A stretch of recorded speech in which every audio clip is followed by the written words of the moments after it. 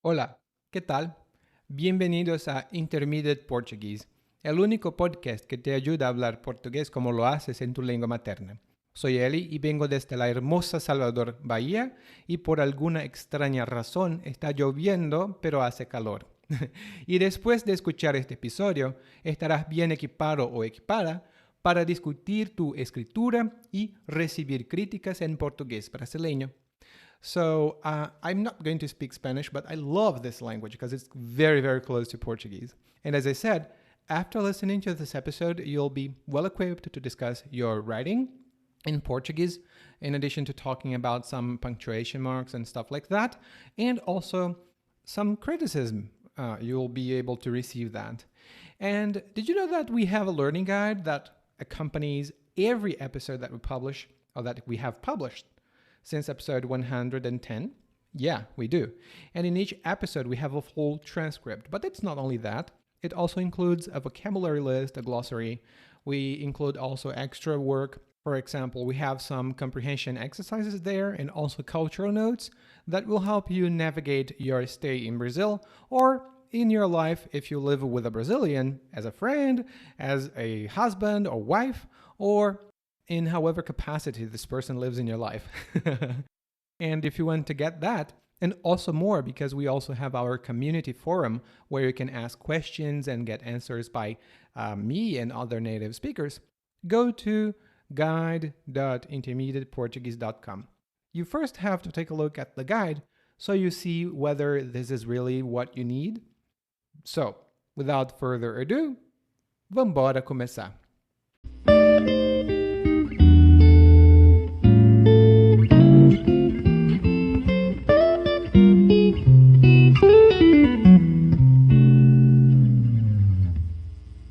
Acabei de receber a resenha do grupo de escritores de que participo e estou sem chão. Nós tínhamos combinado de cada um escrever uma história por semana. Nós então avaliávamos as histórias e votávamos naquela que acreditávamos ser a melhor.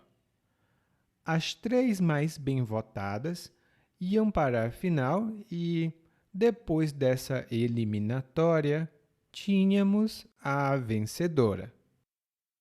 Mas um cara não engoliu bem que minha história tivesse sido escolhida.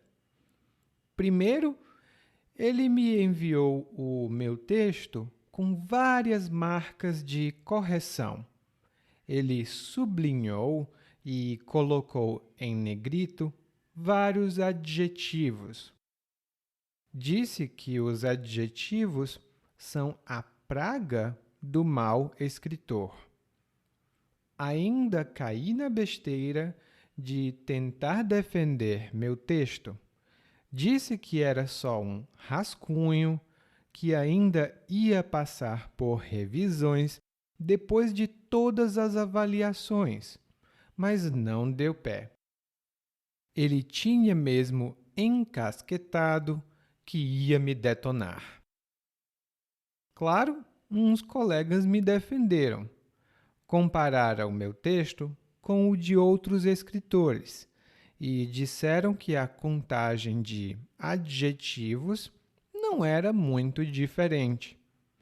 Então, meu crítico disse que eu escrevia sem ponto final nem vírgula, que meus argumentos não eram embasados em nada, que as transições de uma seção a outra da história eram mal feitas e que a história, em geral, era fraca e sem sal. Para resumir, era melhor que pegassem minha história, guardassem numa gaveta e nunca mais tirassem ela de lá. Olha, tem gente que acredita em crítica construtiva, mas não esse cara. Essa foi bem destrutiva mesmo. Bom, para mim, tanto faz, tanto fez. o que vem de baixo não me atinge. Não dou ouvidos a gente recalcada.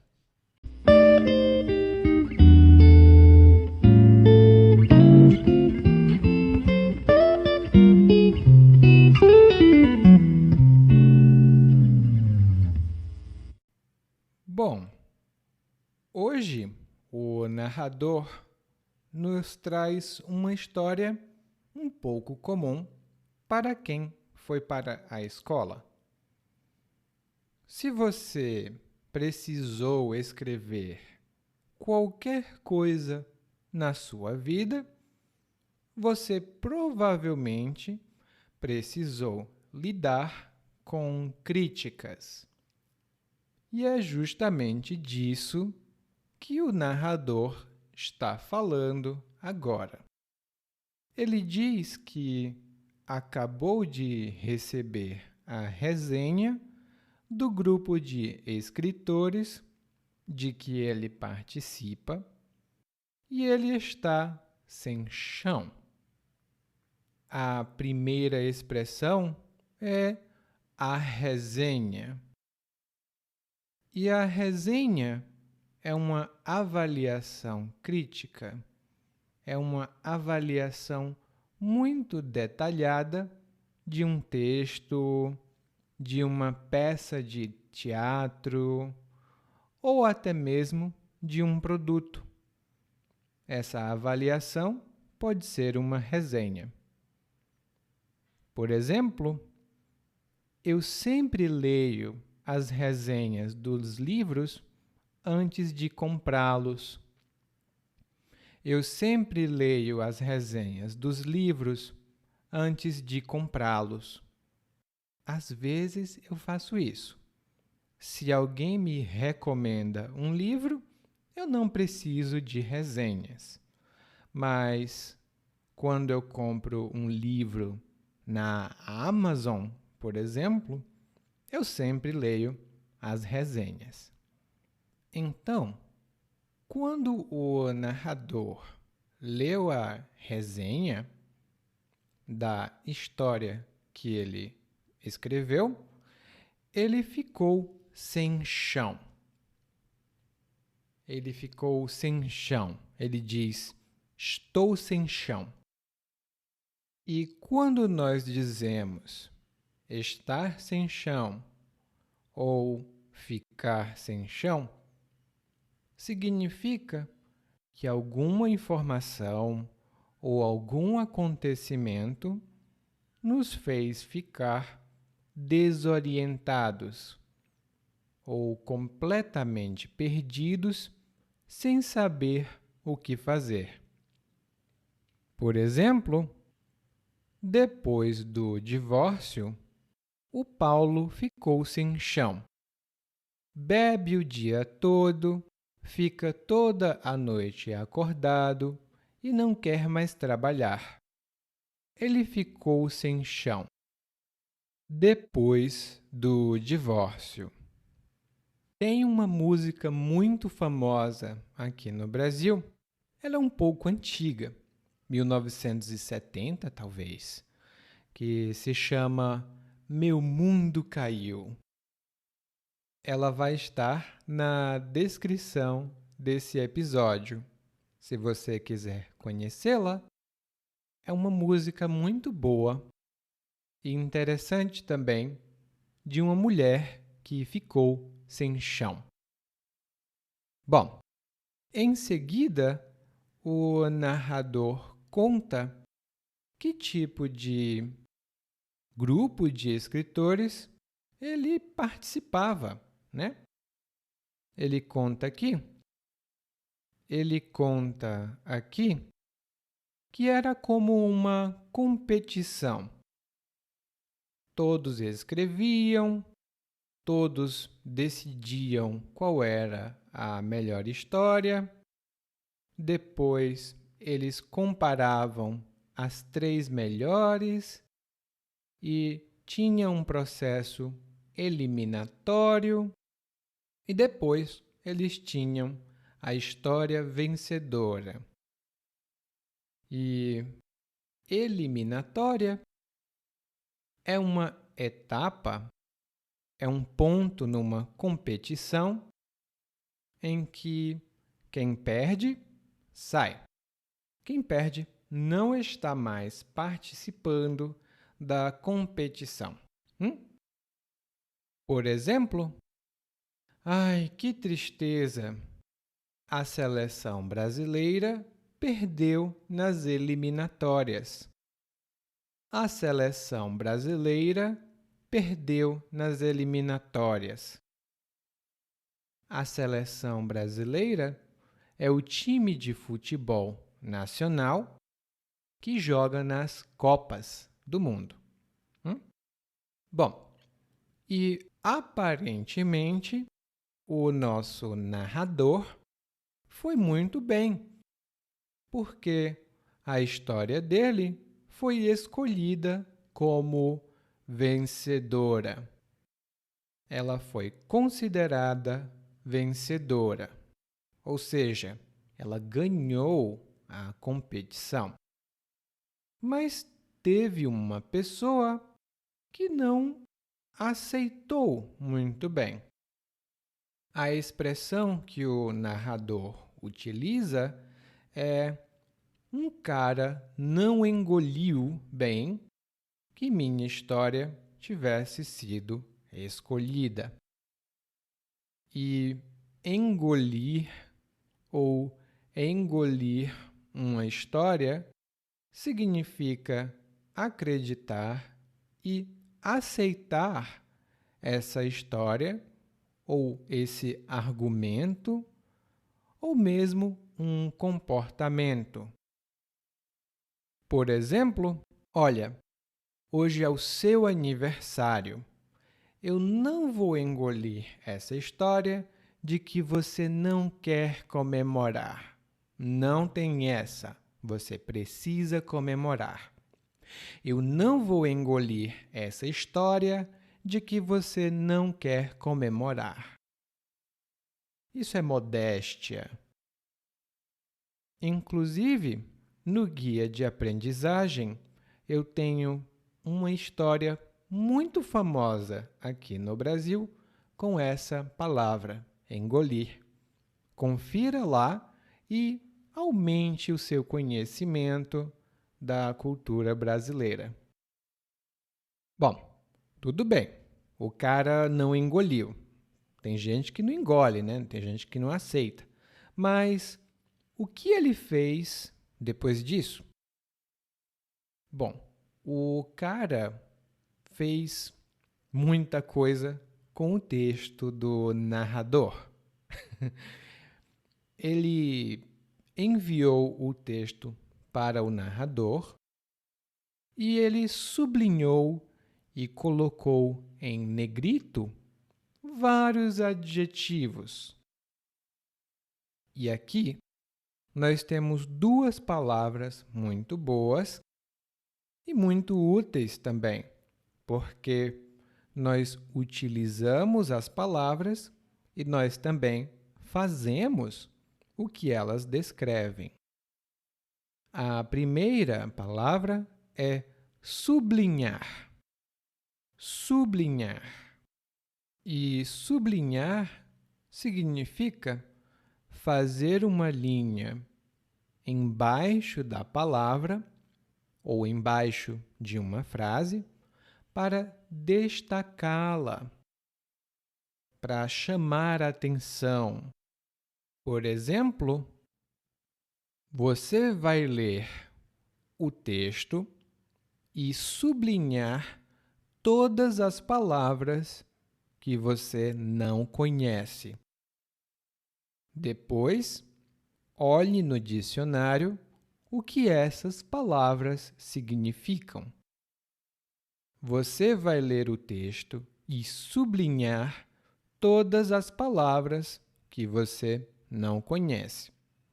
Depois, olhe no dicionário o que essas palavras significam. Esse, aliás, era um exercício muito comum no curso de tradução que eu fiz. A gente sublinhava muitas palavras, muitas expressões. E negrito ou em negrito significa que a letra no texto, a letra no livro, ela está mais escura, mais destacada. É o que em inglês nós chamamos de bold, em negrito. Normalmente, eu sublinho e ponho em negrito todo o vocabulário importante de nossas discussões. Eu sublinho as palavras novas e também coloco em negrito para ficar mais fácil de identificar. E lá no guia de aprendizagem, você vai encontrar outras expressões que são muito utilizadas no dia a dia para enfatizar, para dar mais ênfase a uma palavra ou até mesmo a uma frase que nós falamos. E como o narrador conta, o cara, o crítico, ele sublinhou e colocou em negrito vários adjetivos. Tá, e por que vários adjetivos e não outras palavras? Qual é o problema dele? Bom, o problema é que o crítico acredita que os adjetivos são a praga do mau escritor.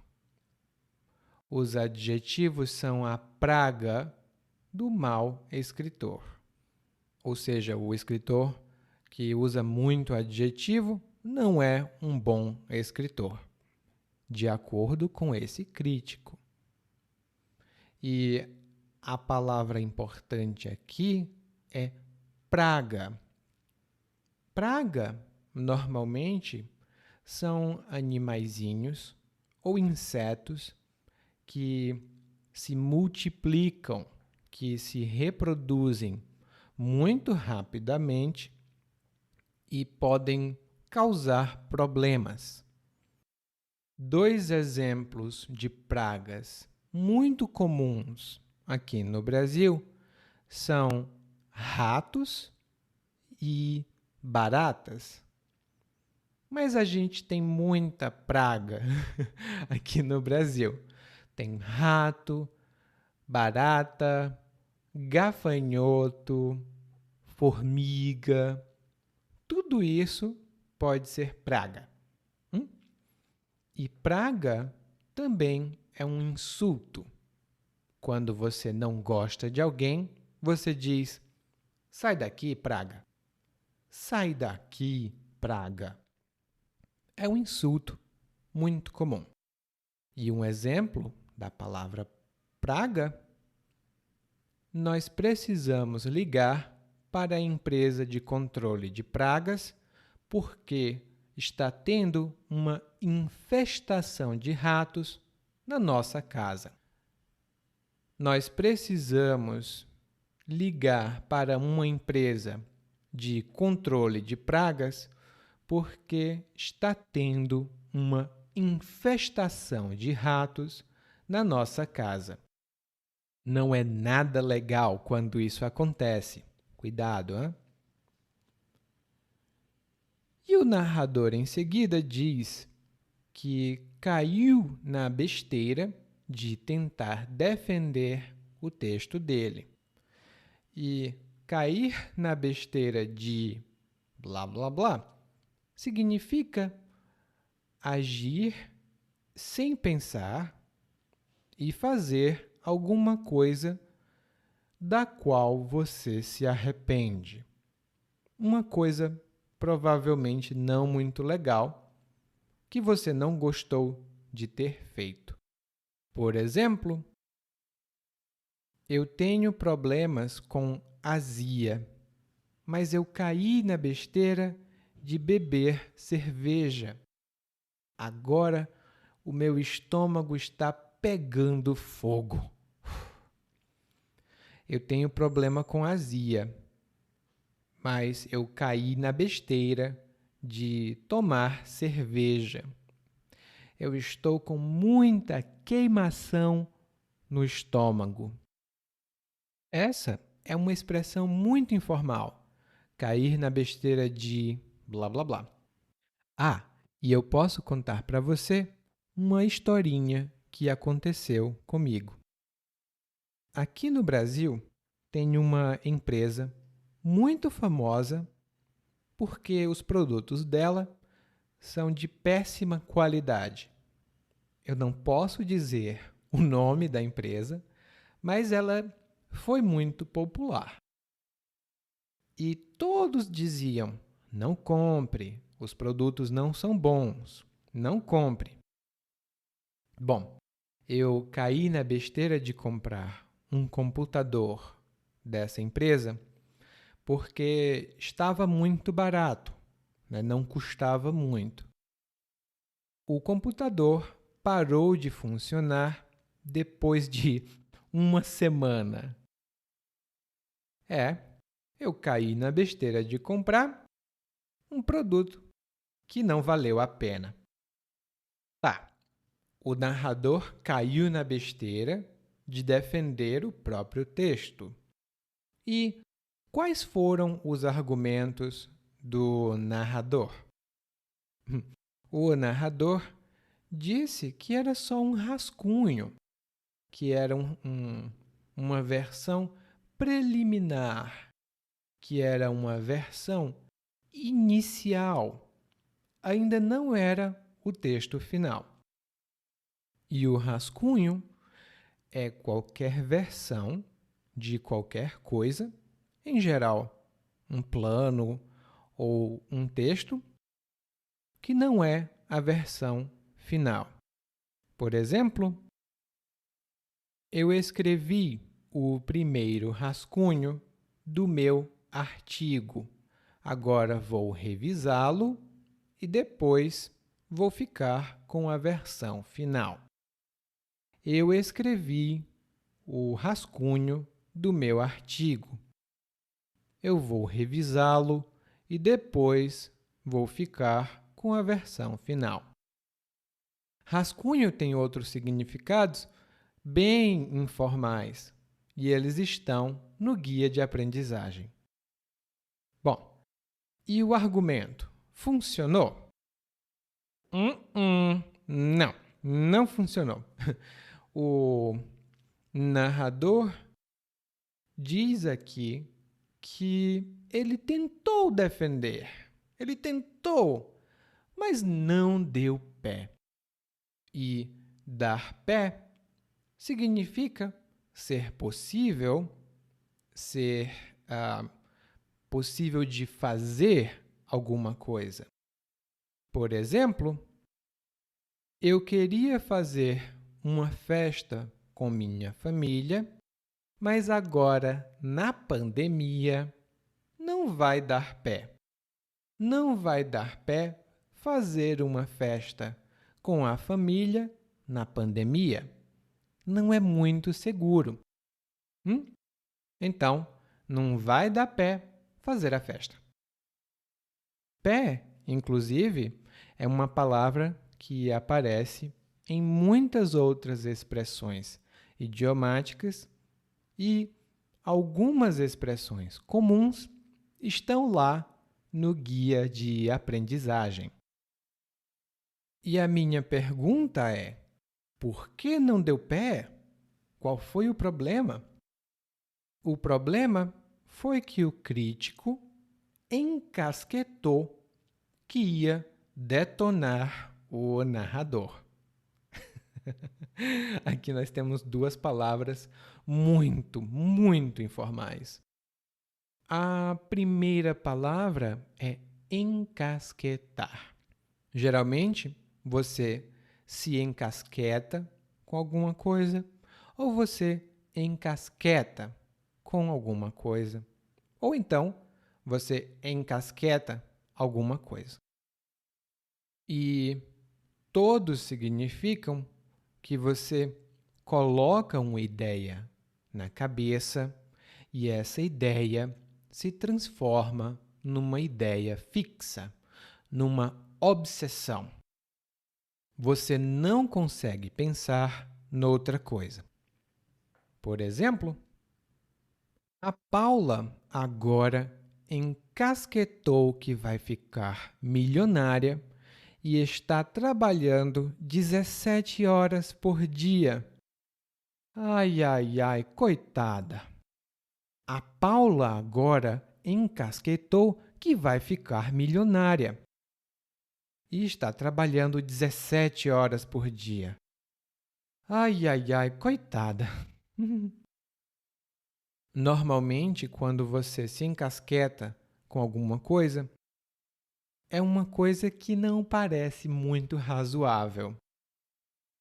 Como, por exemplo, o que o crítico aqui pensa. O crítico encasquetou que vai detonar o narrador. E quando você detona uma pessoa, significa que você faz tantas críticas, mas tantas críticas, elas são muito destrutivas e essa pessoa não fica muito feliz. Por exemplo, durante a nossa reunião, o gerente da empresa detonou o supervisor. Perguntou o que o supervisor estava pensando, porque ele não fazia nada certo. Durante a reunião, o gerente detonou o supervisor. Ele perguntou o que o supervisor estava pensando, porque ele nunca fazia nada certo. Detonar é uma palavra muito informal. Então, você pode usar no dia a dia. Em outras situações, eu recomendo a palavra criticar. Criticar é uma palavra neutra. Mas, claro, esse crítico não ficaria tranquilo, porque os colegas, os outros participantes do grupo de escritores, defenderam o narrador. E aí, o crítico não parou. Ele continuou fazendo críticas. Ele disse que o narrador escrevia textos sem ponto final nem vírgula, que são 2 sinais de pontuação, são 2 pontuações, ou 2 sinais de pontuação muito comuns. Lá no guia de aprendizagem, você vai ter um guia simples de como utilizar a pontuação em português e como falar da pontuação também. É muito importante, né? Bom, e além de dizer que o narrador não utilizava a pontuação correta, o crítico ainda disse que os argumentos do narrador não eram embasados em nada. E dizer que um argumento é embasado em alguma coisa, isso significa que esse argumento usa essa coisa como base. É a mesma coisa que baseado em alguma coisa. Mas tem uma pequena diferença que está lá no guia de aprendizagem, tá? Os dois não são utilizados da mesma forma. Têm o mesmo significado, mas são um pouco diferentes. Por exemplo, a minha afirmação é embasada em vários artigos acadêmicos que eu li. A minha afirmação é embasada em vários artigos acadêmicos que eu li. Ou seja, as minhas afirmações são fundamentadas nesses artigos. Esses artigos são o fundamento da minha afirmação. E, por fim, o crítico diz que a história do narrador não é boa e é sem sal. A história dele é sem sal. E quando uma coisa, uma história ou uma pessoa também é sem sal, isso significa que essa pessoa ou coisa não é divertida, é entediante. Por exemplo, todo mundo diz que esse filme é o máximo. Eu não gostei, eu achei muito sem sal. Todo mundo diz que esse filme é o máximo.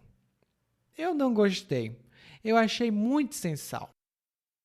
Basicamente, o crítico não gostou de jeito nenhum da história.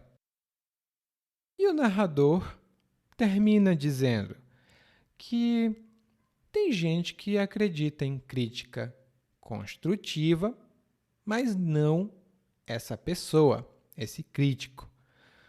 E uma crítica construtiva é um tipo de conselho ou uma crítica mesmo assim que a gente dá para outra pessoa melhorar alguma coisa. Não é como a crítica destrutiva. Na crítica destrutiva, a gente quer que a pessoa morra, né? Eu odeio você, eu odeio o seu texto.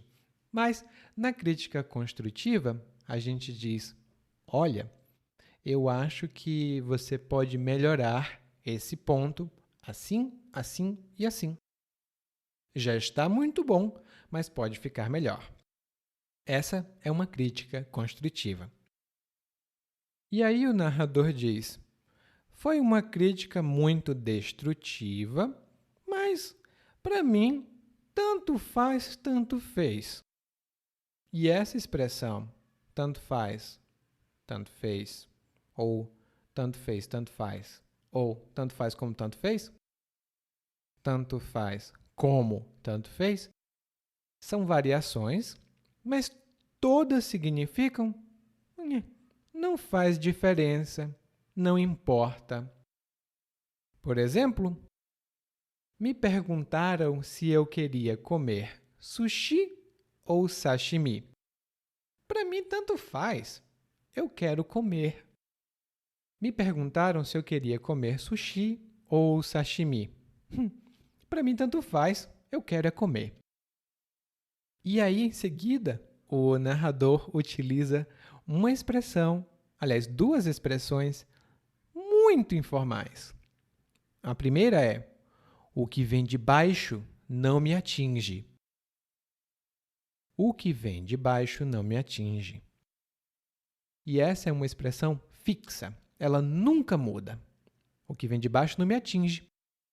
E isso significa que nós somos melhores que outra pessoa que está tentando nos criticar. Por exemplo, o João falou da minha roupa. Ele disse que eu sempre estou mal vestido, que minhas roupas são feias. O que vem de baixo não me atinge. Eu não me importo com as opiniões dele. Tem mais exemplos no guia de aprendizagem, claro, porque essa é uma expressão muito brasileira. E a outra expressão é: ele diz que não dá ouvidos, ou seja, ele não dá atenção a gente recalcada. E essa gente recalcada é uma expressão muito comum. Ou uma pessoa recalcada, um recalcado. E esse termo, originalmente, vem da psicologia. E, popularmente, entre as pessoas. Recalcado é uma pessoa que critica o que outra pessoa faz ou o que outra pessoa tem, porque ela mesma queria ter ou fazer a mesma coisa. Eu vou dar um exemplo. Quando eu decidi ser cantor, minha prima falou muitas coisas negativas. Recalcada, ela sempre quis ser cantora, mas ela nunca teve coragem. Eu tenho coragem e ela tem recalque. Minha prima me criticou porque eu agora sou cantor. Recalcada, ela tem recalque. Ela queria ser cantora, mas não pode, então eu sou cantor. Esse termo, como eu disse, é muito comum no dia a dia e na psicologia ele significa algo parecido, mas um pouco diferente. No guia de aprendizagem você vê mais informações sobre isso. Bom, e aqui ninguém tem recalque, ninguém precisa ficar com inveja, porque nós vamos ouvir o monólogo mais uma vez, mas dessa vez na velocidade natural. Acabei de receber a resenha do grupo de escritores de que participo e estou sem chão. Nós tínhamos combinado de cada um escrever uma história por semana. Nós então avaliávamos as histórias e votávamos naquela que acreditávamos ser a melhor. As 3 mais bem votadas iam para a final e, depois dessa eliminatória, tínhamos a vencedora. Mas um cara não engoliu bem que minha história tivesse sido escolhida. Primeiro, ele me enviou o meu texto com várias marcas de correção. Ele sublinhou e colocou em negrito vários adjetivos. Diz que os adjetivos são a praga do mau escritor. Ainda caí na besteira de tentar defender meu texto. Disse que era só um rascunho, que ainda ia passar por revisões depois de todas as avaliações, mas não deu pé. Ele tinha mesmo encasquetado que ia me detonar. Claro, uns colegas me defenderam. Compararam meu texto com o de outros escritores e disseram que a contagem de adjetivos não era muito diferente. Então, meu crítico disse que eu escrevia sem ponto final nem vírgula, que meus argumentos não eram embasados em nada, que as transições de uma seção a outra da história eram mal feitas e que a história em geral era fraca e sem sal. Para resumir, era melhor que pegassem minha história, guardassem numa gaveta e nunca mais tirassem ela de lá. Olha, tem gente que acredita em crítica construtiva, mas não esse cara. Essa foi bem destrutiva mesmo. Bom, para mim tanto faz, tanto fez. O que vem de baixo não me atinge. Eu não dou ouvido a gente recalcada.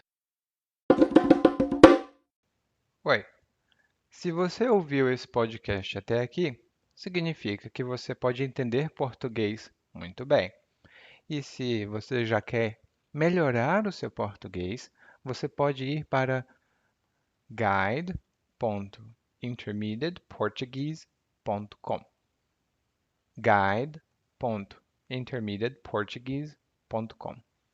Lá você vai ver um guia de aprendizagem para acompanhar os podcasts de quarta-feira e também de domingo às vezes, e melhorar o seu português ainda mais rápido, para finalmente conseguir conversar com as pessoas e entender mais do que elas falam